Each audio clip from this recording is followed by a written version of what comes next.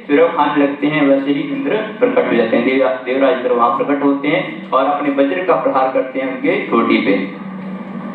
तो ठोड़ी पे जैसे प्रहार किया उतने में हनुमान जी नीचे गिर जाते हैं, कहाँ? भूमि पर। इसलिए उनका नाम पड़ा हनुमान। दूसरा नाम हनुमान जी का यहाँ पड़ा, जो आजकल सभी हम जानते हैं कि बालाजी का नाम भी बड़ा प्रसिद्ध है, लेकिन हनुमान को सभी जानते हैं। हनु कहते हैं ठोड़ी को, संस्कृत में जो हनु शब्द का अर्थ है उसको ठोड़ी कहा जाता है, और मान कहते हैं मर्दन करने वाला या बढ़ने वाली, जो बढ़ता है, जो जिसका कोई मान नहीं है, जो विशाल है, तो उनकी क्या हो जाती है? ठोड़ी बढ़ जाती है। और हनु हुआ ठोड़ी और मान हुआ बढ़ना, तो ठोड़ी बढ़ने के कारण इनका नाम क्या पड़ा? हनुमान। तो हनुमान नाम से प्रसिद्ध हुए। तो उन्होंने क्या किया? सूर्य को खाया था तो वज्र का प्रहार किया किसने? देवराज इंद्र ने। किसके ऊपर? हनुमान जी के ऊपर। और हनुमान जी नीचे गिर गए। जब नीचे गिर गए तो उनके प्रहार तो लगा ही था। अब सब देवता स्तब्ध हो गए। तो अब क्या भगवान का स्वरूप था, तो त्राहिमाम सारी पृथ्वी डमाडोल होने लग गई। अब सब दौड़े दौड़े आते हैं कहाँ पर? पृथ्वी पर। वहां पर अंजना भी बैठी हुई थी। अब अंजना ने जैसे देखा वो तो रोने लगी। स्वाभाविक है किसी का बच्चा गिर जाए कहीं और उसकी ऊपर इतनी आपत्ति कष्ट आ जाए तो वो चिंतित तो होगा ही। तो वही हुआ कि वो बड़ी चिंतित हुई और उसने ब्रह्मा से प्रश्न किया कि मेरे बाल को क्या हो गया, आप कोई उपाय बताइए, आप तो साक्षात भगवान हैं। तो उन्होंने कहा कि देखो चिंता करने की कोई बात नहीं है, इसलिए तुम ऐसा करो, इसके लिए मेहंदी के पत्ते लाओ और मेहंदी के पत्ते लगा करके इसके जो लगी है, चोट लगी है, उसको आप दूर कर सकते हो। तो अब अंजना एकदम व्यक्ति जब गिरता है, उसको चोट लगी होती है तो उसको कुछ दिखता नहीं है, और खासकर माँ बाप हों तो वो एकदम अचंभित हो जाते हैं। आज तो 911 कर दिया, आपको घर में आ जाएगी, एम्बुलेंस आ जाएगी, आपके पास गाड़ी है, वाहन है, लेकिन उसमें भी वो तो भगवान थे, कुछ भी कर सकते थे, लेकिन एक लीला की भगवान ने। और उन्होंने क्या किया कि उसी समय संकल्प लिया कि देखो मैंने यदि अपने गुरु मदन की निष्ठा से सेवा की है, भक्ति की है, क्योंकि उन्होंने बताया था, क्या बताया था कि तुम सूर्य की पूजा करो और इसके करने मात्र से तुम्हारे पुत्र उत्पन्न हो, विश्वास था। और विश्वास के कारण उन्होंने उनका नाम लिया कि यदि मैंने निष्ठापूर्वक उनका चिंतन किया है, अपनी सेवा की है, गुरु भक्ति की है, तो मेरे जो ब्रह्मा जी ने कहा, क्या कहा कि मेहंदी के पत्ते यहाँ उत्पन्न हो जाएं। तो उन्होंने क्या किया? संकल्प किया, मेरी सच्ची भक्ति है तो मेहंदी के पेड़ ही उत्पन्न हो जाएं। तो कहते हैं वही पेड़ कहाँ उत्पन्न हुए? राजस्थान में, जहाँ पर आज मेहंदीपुर बालाजी का मंदिर है। तो मेहंदीपुर बालाजी का मंदिर वहां क्यों नाम पड़ा? तो कहते हैं इसलिए नाम पड़ा क्योंकि अंजना ने जैसे ही उनको मेहंदी लगाई पीस करके, इसको हनुमान जी को, तो वो तुरंत ठीक हो गए। आज चोट लगती है तो कहते हैं मेहंदी को पत्ते जो है उसको घिस करके यदि लगा दी जाए तो उसकी चोट दूर हो जाती है। और मेहंदीपुर जो बालाजी का मंदिर है, तो कहते हैं वो जो मूर्ति है वो अपने आप प्रकट हुई है, और उस मूर्ति में से आज भी पानी की बूंदें निकलती हैं। आप सर्च करना गूगल में, तो उन बूंदों के द्वारा आज भी अनेकों रोग दूर करती हैं। वो बूंदे चढ़ाव के रूप में किया जाता है आज भी उनको, जो भगवान की हृदय से निकलती हैं। और नित्याप्रति भगवान का वहां पर हजारों की संख्या में लोग जाते हैं। भगवान का साक्षात प्रकट है, क्योंकि भगवान वहां पर ठीक हुए थे। इसलिए अंजना ने वहां पर वर मांगा। क्या वर मांगा? कि हनुमान तुम मुझे एक वर दो। तो उनका क्या वर दूं माता? उन्होंने कहा कि तुम मुझे ऐसा वर दो कि जिस प्रकार से तुम यहाँ पर ठीक हुए, उसी प्रकार से कोई भी भक्त तुम्हारे इस मंदिर में आएगा, तुम्हारे इस स्थान पर आएगा, तो उनके जीवन के सारे कष्ट जिस प्रकार से तुम्हारे कष्ट दूर हुए हैं, उसी प्रकार से उनके कष्ट भी दूर हों। बोली बालाजी, मेहंदी बालाजी महाराज की। तो इस प्रकार से वह फिर क्या करते हैं? चल पड़ते हैं, अपने आयु वृद्धि होती है और 5 साल के उपरांत तो है अपने घर में आते हैं। और घर में आकर फिर वही कौतूहल तो करते हैं कि बांध रहे हैं, तो बांध का स्वभाव क्या है? और दूसरा क्या है? बचपन है हनुमान जी का, 5 साल के तो हैं ही। तो 5 साल के होने के उपरांत भी वह उसी प्रकार से उत्पाद करने लगी। व्यक्ति जब तक कहते हैं ठोकर निकाला तब तक शुद्धता नहीं है, तो नहीं सुधरे, तो ऋषि मुनियों को तंग करने लगे। कौन? हनुमान जी। आपने देखा होगा हनुमान जी की लीला में, तो वो तंग करने लगे संत महापुरुषों को। संत महापुरुषों को श्राप दे दिया कि तुम्हारी जो शक्ति है वो क्षीण हो जाए, जब तक तुम्हें कोई याद नहीं दिलाए। अर्थात तुम्हारी पावर है, तुम्हारी इधर उठने की जो शक्ति है, कुछ भी कर सकते हो, वो सब भूल जाए। और तब ये तुम्हें याद आए जब कोई तुम्हें याद दिलाएगा। क्योंकि जब हनुमान जी कहाँ गए, लंका में गए, तो जामवंत ने उनको याद दिलाया था और तब उनको याद आया कि मैं उड़ सकता हूँ और मैं इतने कोस तक जा सकता हूँ। किसने याद दिलाया था? जामवंत जी ने। तो कहते हैं अब 5 साल के हो गए कौन? हनुमान जी। अब हनुमान जी 5 साल के हो गए तो एक दिन क्या हुआ, वो बैठे थे अपने गुरु पतंगी के पास में, क्योंकि उनके गुरु वही थे। वहां बैठे थे, कथा चल रही थी क्या कि राम भगवान का प्रकट्य हो गया। अब राम 5 साल के हो गए हैं।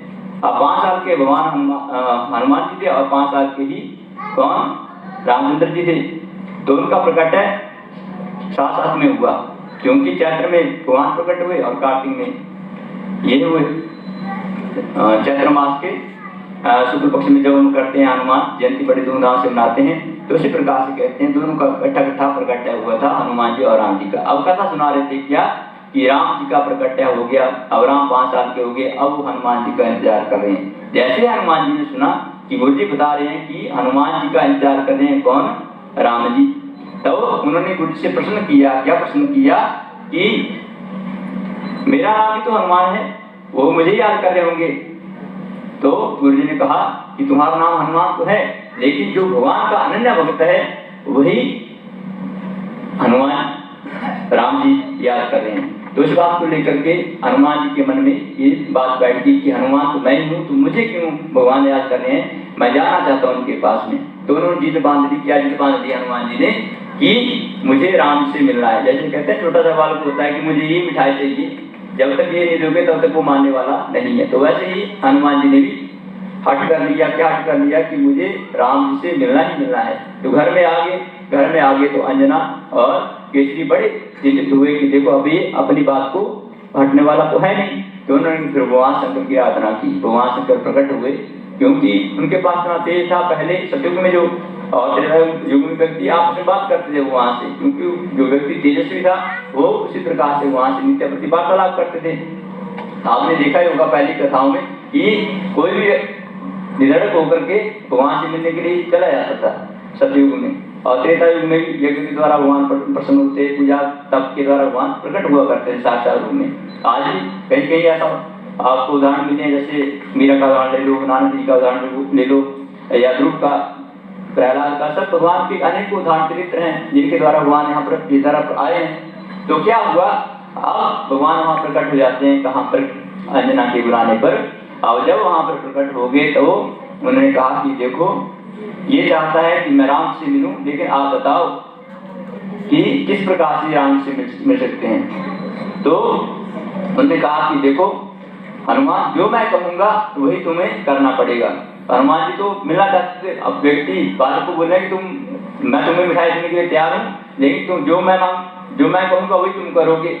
अब जैसे पढ़ाई करनी है बच्चों को, तो बोल देंगे ना कि मैं चॉकलेट दूंगा, तुम ये पूरा पढ़ लो, ये पेज कर लो, तो तुम्हें मैं चॉकलेट दूंगा। तो बच्चे तैयार हो जाते हैं करने के लिए। तो इसी प्रकार से भगवान शंकर ने हनुमान जी को कहा कि मैं तुम्हें ले तो जाऊंगा, लेकिन तुम्हें मेरी बात माननी पड़ेगी। क्या बात माननी पड़ेगी? कि जैसे मैं कहूँ वैसे ही तुम्हें करना पड़ेगा। तो उन्होंने कहा ठीक है। तो शंकर भगवान ने क्या किया, एक रस्सी उत्पन्न की और रस्सी से उनको बांध दिया, किस रूप में? बानर के रूप में। और बानर रूप लेकर के शंकर भगवान चले जाते हैं अयोध्या में। जब वहाँ अयोध्या में पहुँचते हैं तो वहाँ पर हवन डमरू बजाते हैं। वहाँ शंकर डमरू बजाते हुए चले जाते हैं और वहाँ पर महल के आगे हनुमान जी का बानर का नृत्य होता है। राम भगवान आते हैं, लक्ष्मण जी आते हैं, शत्रुघ्न आते हैं, भरत आते हैं, कौशल्या आती है, सुमित्रा आती है, कैकेयी आती है, राजदादी सभी आते हैं देखने के लिए। बड़े प्रसन्न होते हैं। बड़ा भगवान ने नृत्य किया हनुमान जी ने वहां पर। अब उस नृत्य को देख करके अब उधर राम जी भी 5 साल के थे। अब उन्होंने जिद कर ली कि देखो इतना अच्छा बानर नाच रहा था, मैं तो इस बानर को अपने पास रखूंगा। ये किसने जिद कर ली? राम जी ने। अब राम जी ने जब जिद कर ली तो दशरथ जी पड़ गए पीछे शंकर भगवान के, जो एक बाजीगर के रूप में गए थे वहां पर। बाजीगर जो भगवान का रूप था उन्होंने अपने प्रवृत्त कर लिया और एक बाजीगर के रूप में वहां पर गए और उन्होंने कहा कि ठीक है, ये तुम चाहते हो, पहली बात तो है कि इससे तो मैं अपनी रोजी रोटी कमाता हूँ, इस बानर के द्वारा मैं कैसे दे दूं? तो राजा दशरथ ने कहा कि तुम जानते नहीं कि रघुकुल रीति सदा चली आई, प्राण जाए पर वचन न जाए। कि हमारी जो रीति है, एक बार जो हम बोल देते हैं उसको करके ही दिखाते हैं। तो इसलिए तुम मान जाओ, या तो बांध को दे दो, नहीं तो हम इसको जबरदस्ती दे देंगे। तो वहां शंकर ने कहा कि देखो, मैं एक शर्त पर दे सकता हूं, यदि राम इसे स्वीकार करें कि जब तक ये रहेंगे राम के साथ ही रहेंगे। तो राम जी ने तुरंत कह दिया, हाँ जी ठीक है, मैं इनको अपने साथ रहने के लिए तैयार हूं। तो भगवान शंकर उनको अयोध्या में छोड़ के आ जाते हैं 5 साल की आयु में, जब हनुमान जी 5 साल के थे और राम भगवान की 5 साल के थे। तो कहते हैं ऐसे करते करते उनके 6 वर्ष हनुमान जी अयोध्या में रहे। तो 6 और 5 हो गए 11 साल। तो 11 साल तक जो है समय बीत गया। और 11 साल जब बीत गए तो एक अद्भुत घटना घटी। क्या घटना घटी आप सभी जानते हैं कि विश्वामित्र ऋषि आए कहां पर, अयोध्या में। किस लिए आए? कि ताड़का का वध करना था और असुरों ने जो आतंक प्रचार था उसको दूर करना था। तो इसलिए आए। आप सभी जानते हैं कथा, विशेष उतरे में ज्यादा जाने की जरूरत तो है नहीं। तो वहां पर जाते हैं तो विश्वामित्र ने मांगा दशरथ से, और दशरथ ने उनको भेजा और उन्होंने ताड़का का बंद किया। लेकिन उससे पहले हनुमान जी को रामचंद्र जी ने कहा कि देखो, अब हम 11 साल तक इकट्ठे रह गए, 6 साल हम इकट्ठे रहे हैं, 11 साल के हो गए हैं, लेकिन अब मैं किसी विशेष उद्देश्य से जा रहा हूँ यहाँ से। इसलिए तुम अब भगवान सूर्य से एक गुरु शिक्षा लो, उनके पास जाओ और दिव्य ज्ञान की प्राप्ति करो। और जब भी मैं आऊंगा तुमसे अपने आप मिलने के लिए आऊंगा, तुम मुझे उसमें पहचान लेना। इसने कहा रामचंद्र जी ने। किसने कहा? हनुमान जी से। कि जब मैं आऊंगा, तुम्हें यहाँ आने की जरूरत नहीं है, लेकिन मैं स्वयं तुम्हारे पास आऊंगा जब भी आऊंगा, लेकिन तुम्हें मुझे पहचानना होगा। तो उसके बाद चले गए, ताड़का का वध हुआ। ताड़का का वध उनके उपरांत अहिल्या का उद्धार किया। अहिल्या के उद्धार के उपरांत सीता स्वयंवर हुआ, सीता से विवाह हुआ। सीता के विवाह के उपरांत पुनः वापस आए। फिर 14 वर्ष का वनवास हो गया। किसको? रामचंद्र जी को 14 वर्ष का वनवास हुआ। तो उसके बाद वो चले गए चित्रकूट में, वहां पर 13 साल रहे। 1 साल पंचवटी में रहे, जहां पर सीता का हरण हो गया। अब सीता हरण हो गया तो उसके उपरांत चले जाते हैं कहां पे? ढूंढते ढूंढते सीता जी को ढूंढ रहे हैं कौन? रामचंद्र जी और लक्ष्मण जी। और ढूंढते ढूंढते पहुंच के सबरी के आश्रम में। सबरी आश्रम में पता चला कि ऋषिमुख नाम तो पर्वत जाओ, वहां पर जाकर सुग्रीव मिलेंगे। तो वहां पर जैसे जान लेंगे तो हनुमान जी वहां आते हैं ब्राह्मण का वेदान किए हुए। और ब्राह्मण का वेदान किए हुए जब आते हैं तब उनका आपस में वार्तालाप होता है। हनुमान जी उनसे अनेक प्रश्न करते हैं राम जी से। राम जी उनका उत्तर देते हैं। राम जी पहचान जाते हैं, हनुमान जी पहचान जाते हैं। और अपने कंधे पर आपने देखा होगा फोटो में, ये अपने कंधों पर राम और लक्ष्मण जी को लेकर के जाते हैं कहां पर? सुग्रीव से मिलाने के लिए। सुग्रीव से मित्रता हुई। उसके उपरांत फिर बाली का वध हुआ। क्योंकि अब ये जो सुग्रीव है कौन था? ये सूर्य का पुत्र था। और बाली जो था यह इंद्र का पुत्र था। आपसी द्वेष था पत्नी के कारण। तो उनका वध किया। उसके उपरांत फिर सीता को लेने के लिए हनुमान जी को भेजा गया। हनुमान जी चले आते हैं लंका की ओर। जब उनको याद लाते हैं जामवंती और उठते हैं, उठते ही उनको फिर विश्राम करने के लिए मैनाक पर्वत आता है। तुम विश्राम करो, तुम थक गए हो, सोने का था। लेकिन वो नहीं बैठे। उन्होंने कहा कि जब तक मैं राम जी के कार्य को सिद्ध नहीं करूंगा तब तक मैं विश्राम नहीं करूंगा। तो विश्राम न करने के कारण वहां से चले आगे। सुरसा मिलती है, सुरसा का उद्धार किया। उसके उपरांत लंकिनी का उद्धार किया। और लंकिनी के उद्धार के बाद लंका में प्रवेश हुआ। मच्छर के समान धारण करके हुए अंदर चले गए। और उसके बाद विष्णु जी से मिले। विष्णु जी से मिलने के उपरांत अशोक वाटिका में गए। अशोक वाटिका में सीता से मिलन हुआ। और सीता के मिलने के बाद लंका दहन हुआ। और लंका दहन के उपरांत कहाँ आगे? वापस आगे शुभ संकेत दिया। किसको? राम जी को। और राम को जब दिया तो उसके उपरांत चले जाते हैं कहाँ पे? फिर पुनः लड़ाई होती है। लड़ाई होने के उपरांत फिर वापस अयोध्या पहुंच जाते हैं। जब अयोध्या पहुंचते हैं तो सब जो है वरदान देते हैं एक दूसरे को। और वरदान देते हैं तो सीता जी ने, आपने सुना ही होगा कि जब अशोक वाटिका मिले थे तो सीता जी ने उसमें ही हनुमान जी को वरदान दिया था। क्या दिया था? अष्ट सिद्धि नवनिधि के दाता, असुर जानकी माता, राम रसायन तुम्हारे पासा, सदा रहो रघुपति की दासा, तुम्हारे भजन राम को भावे, जन्म जन्म के दुख बिसरावे। ये वरदान दिया किसने? सीता जी ने। किसको दिया? हनुमान जी को। लेकिन रामचंद्र जी ने कहा उनको प्रदान किया, आशीर्वाद दिया कहां पर? अयोध्या में जब आ गए थे। आपने देखा जब माला दे रहे थे और माला को तोड़ दिया था तो क्या वरदान दिया था उसमें? कहते हैं कि भूत प्रेत निकट नहीं आवे, महावीर जब नाम सुनावे, नासे रोग हरे सब पीरा, जब निरंतर हम तो पीरा। कि जो निरंतर हनुमान जी तुम्हारा स्मरण करेगा, उनके जीवन के सारे संकट तुम्हारे नाम स्मरण करने मात्र से दूर होंगे। ये वरदान दिया किसने? रामचंद्र जी ने। किसको दिया? हनुमान जी को। तो यही आज की कथा, यही विश्राम देखिए। वैसे तो कथा बड़े विस्तार से थी, लेकिन जो मूल था उसको बताने का मेरा निष्कर्ष था कि किस प्रकार से भगवान का पहला नाम बालाजी पड़ा, किस प्रकार से महत्वपूर्ण बालाजी बने हनुमान जी, और कैसे हनुमान जी नाम पड़ा हनुमान जी का। तो बोलिए पवन सुत हनुमान की।